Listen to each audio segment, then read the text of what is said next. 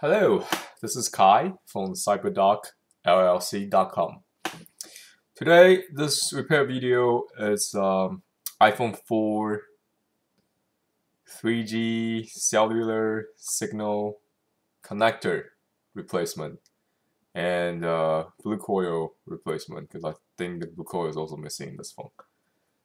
Yeah, the blue coil replacement and the 3G connector. This is the same connector using Wi-Fi signals and cellular signal in all Apple products, including iPad, iPhone, and iPod Touch. Okay, so basically this connector was broken due to physical stress and force and trauma to the connector from the user.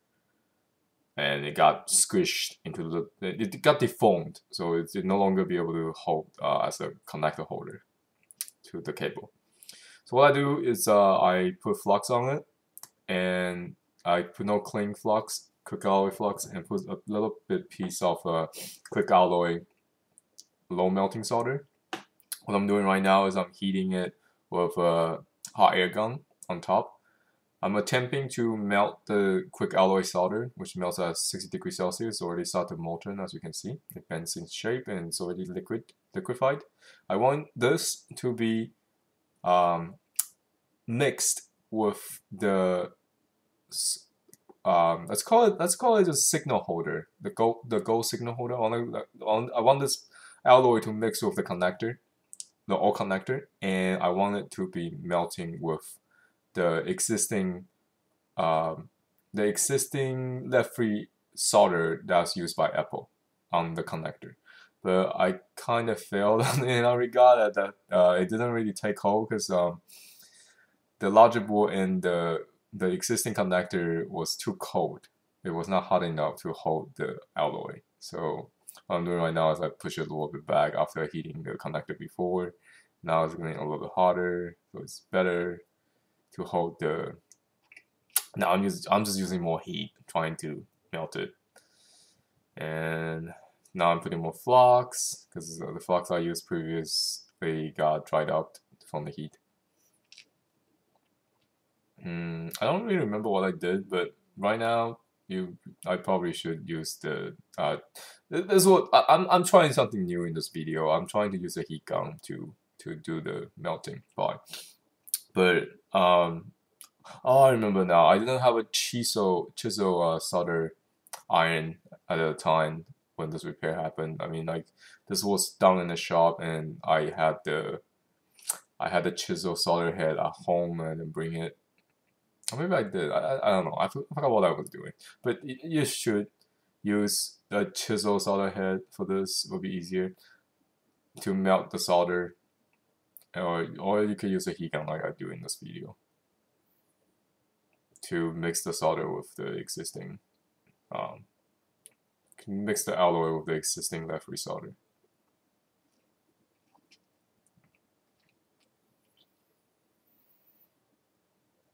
Yeah. So now I'm just heating. Oh, I'm using maximum heat and maximum speed on the hot air gun. Whenever you want to remove something from the logic board, like a small part, that's pretty easy. You just use the maximum heat, maximum air speed of the hot air gun and put it to really close. And that by itself will remove this connector without even the QuickAlloy desoldering alloy. The reason I put it on is to protect the melting joints, because if you just do this without the QuickAlloy, those joints can be potentially still stick there, and when you try to remove it, it can potentially lift off the pad from the logic board. So having a little bit QuickAlloy on top, mixing with the lead-free solder used by Apple helps with the removal and protecting your logic board from getting damaged from the copper track that lift off on the board. So that's one way to do it. You could use a heat gun, which I prefer. It's easier. Or you could just use the QuickAlloy desoldering alloy and a chisel iron soldering iron head. That would do it just fine. So that's another way to do this. Either one, it's ideal, or it's better to use QuickAlloy desoldering alloy. from cyberdock@lc.com. You can get that alloy from there. Yeah, with the soldering iron you can do it without the alloy, but with the heat gun you can get away with it. But it's just, in my experience, it's risky. Not that risky, but risky. Okay, now I'm putting on the QuickAlloy soldering paste. It's a QuickAlloy soldering low melting, low temperature soldering paste. Before, the alloy you see was melted at 60 degrees Celsius. This alloy solder paste is different. It melts at 137 degrees Celsius. The reason I use the solder paste instead of using the QuickAlloy desoldering alloy, let me emphasize desoldering, is because the desoldering alloy that I used previously when I removed the connector is very brittle, and it melts at lower temperature at 60 degrees Celsius instead, but it's very brittle and weak for a connector. So if you're soldering a connector and soldering on a connector, I would not use the desoldering alloy for the job. If you're soldering some kind of component that doesn't require you to move it with shear stress constantly, then you can get away with using desoldering alloy, which is I would probably prefer it because it's much lower melting point at 60 degrees Celsius. This paste you're seeing right now is 300. What I'm saying is 137 degrees Celsius melting point, and I think it's 20 micron solder balls and mix. So this solder paste is made of 20 micron alloy solder balls spheres mixed with no clean, high permanence, fully synthetic flux. So that's what the paste is made of. It's very small solder balls. They look a little bit like moving caviar, silver caviar under the microscope. Also, by the way, this QuickAlloy low temperature solder paste is lead free. So for those of you that will worry about lead pollution, or just lead poisoning, this is lead free. Don't worry about it. But the QuickAlloy we used earlier for desoldering, the desoldering alloy has 20% lead in it. So it's something you might want to keep in mind because that has lead.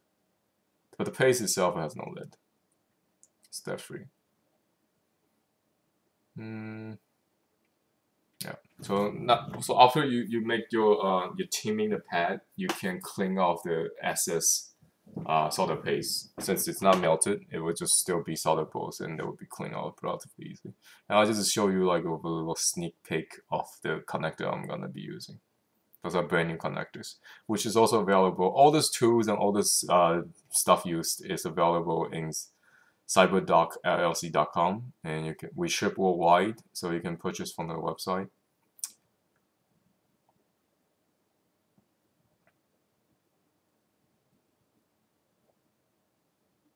Oh, what happened there?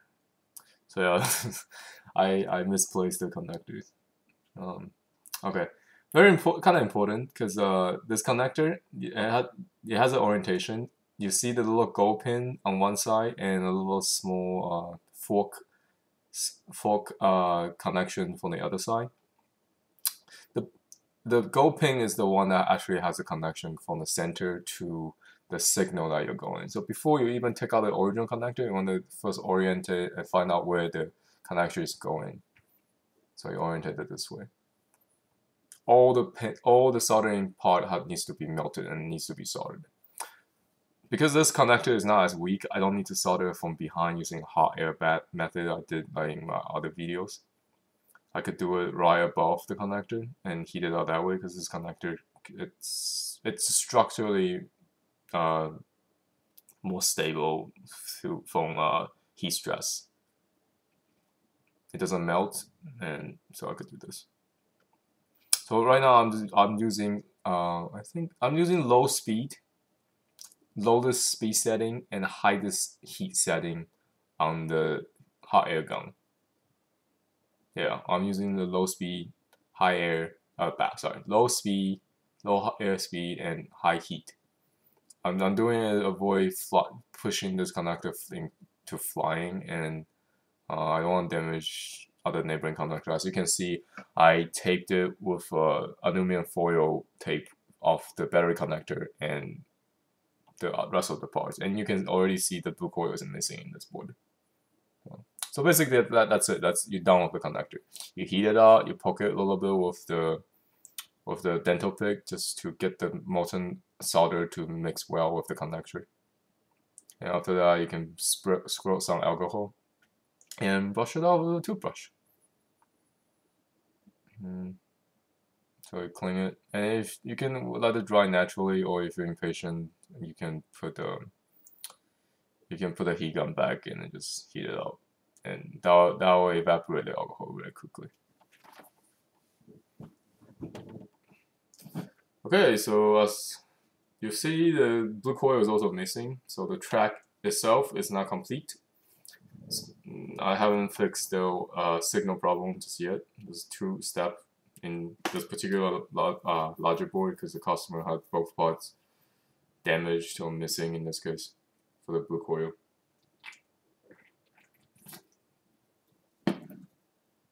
Oh, I'm cleaning this battery connector right now because the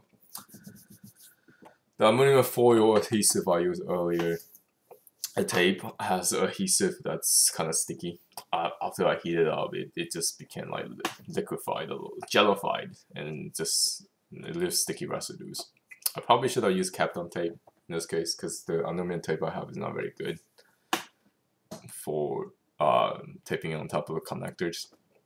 So you might want to do accordingly. But yeah, use Kapton tape if you don't have good quality aluminum foil without the sticky residue adhesive. Or you could just clean it afterwards like I'm doing right now. That's fine too.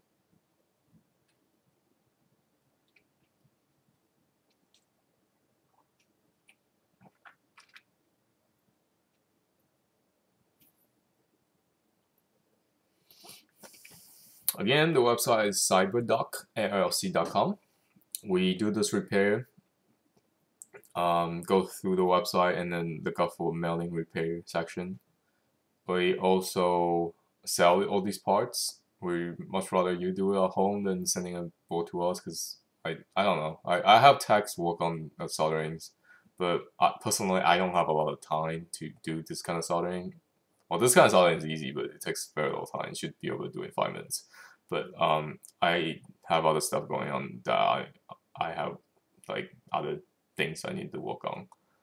I don't have time to do the repair most of the time, so yeah. So that's why I'm making this video, so you could do this at home. It's not hard. This is not a hard repair, as you can see. But yeah, buy those soldering paste, low and QuickAlloy soldering desoldering alloy, and the premium no cling flux from our website cyberdoc@llc.com, so you can perform this repair safely and really easy, as you can see. So you missed it. Well, I had the camera missed it. So I tinned the pads with low melting desoldering alloy from QuickAlloy. And after I tin the pad, these 2 joints, as you can see, the 2 silver dots, they melt at 6 degrees Celsius now, or roughly there. And now I just need to put the blue coil, which is you can also get from cyberdoc@llc.com. You just need to be approximately there. It doesn't need to be precisely on top of it, as long as it's touching the pad. And then you just heat it out with hot air gun, low speed, high heat, and push it to the proximal location with a dental pick, and just push it around a little bit to get the solder joint tight and connected. So now it's forming a good soldering joint. Then just wait for it to cool down naturally.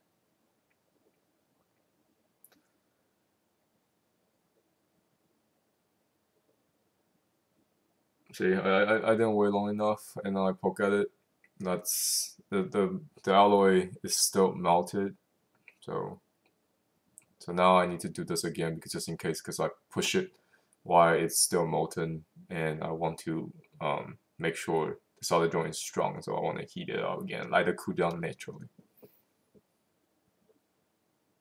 Let it cool down naturally will be ideal. And don't poke at it before it's actually cooled.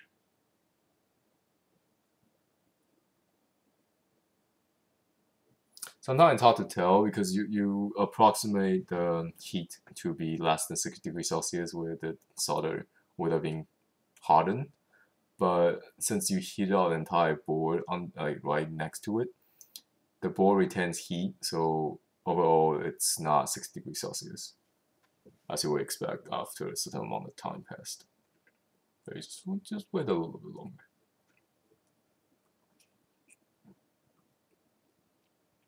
Okay, I think that's long enough, and now I'm just poking out the dental paint to make sure the solder has hold its place and it's holding the coil down and has a nice soldering connection formed. Okay, so this is the end of the repair. Thank you very much for watching. This is the 3G. This is the Wi-Fi or 3G signal holder, and that's the blue coil for iPhone 4. Thank you very much. Have a nice day. Bye. Oh yeah, visit cyber.ilc.com and get all the soldering equipment and parts you need for this repair and other iPhone, iPad, service component repair. Thank you, and see you next time in my other repairs. Bye bye.